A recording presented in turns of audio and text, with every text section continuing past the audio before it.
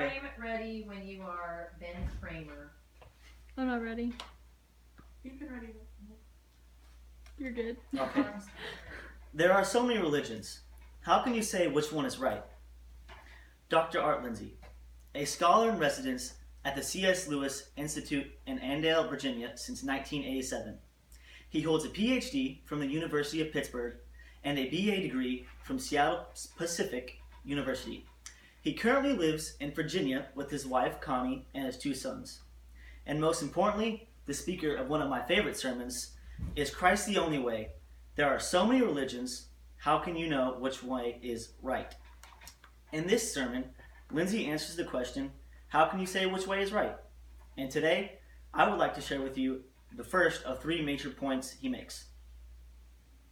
How can you say your way is really the way for everyone? It's a big question, and how can Christianity be so audacious as to claim to be the way to salvation or the only way to be saved? It's a big question that many people have, and I want to look at it through the lenses of C.S. Lewis and look at some of the things he said about relating faith in Christ in relation to other religions. First of all, I think what C.S. Lewis underlined here, and it's important to realize, is that there are truths in all religions, especially religions that gain a widespread group of followers. There are usually things that appeal or resonate as being true within that perspective. Often a cult that's very bizarre. The more bizarre it is, it might gain a few followers, but not likely a widespread group. But many of the major religions have significant truths that are a part of them, and you can sit down and look at certain things in those religion and those religious perspectives that are a basis for its appeal. And C.S. Lewis underlined this and said, if you're a Christian, you do not have to believe that all the other religions are wrong all through. If you're an atheist, you do have to believe that the main point in all religions in the world are simply one huge mistake. So in many ways, dogmatic atheism is more exclusive or negates the religious perspectives, as some of the new atheists do even more than Christianity. But if you're a Christian, he goes on to say, you're free to think that all these religions, even the queerest ones, contain at least some hint of truth.